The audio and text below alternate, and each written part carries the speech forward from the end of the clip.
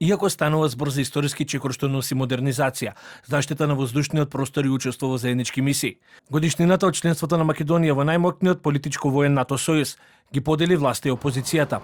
Според опозицијската СРСМ, местото на македонското знаме меѓу останатите членки на НАТО алијансата е историска пресвртница, резултат на државничките политики на владата предводена од Социјалдемократскиот сојуз, процес кој од партијата го оценија како историски важен фактор за стабилност на Македонија. Со одговорни државнички политики, СДСМ ја донесе Македонија во НАТО, преку една од најбрзите процедури за пристапување во историјата на алијансата. Со тоа обезбедивме безбедност, стабилност и трајна заштита за земјата и сите наши граѓани. Од друга страна, премиерот Христијан Мицкоски прашан дали сегашната опозиција е главен фактор за членство на земјава, посочи дека одговорот треба да се бара кај сегашни партиски функционери на СДСМ.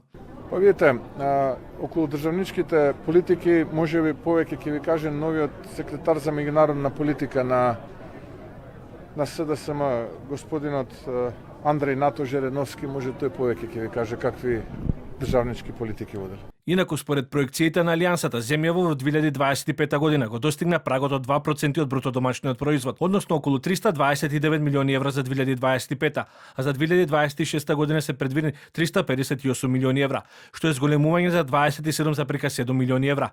Сепак тоа е далеку од новите цели до 2035 година, 3,5% за вооружување и 1,5% за војна мобилност и киберзаштита, а во моментов не става зад соседите Црна Гора, Словенија и Хрватска, кои го надминале прагот од 2%.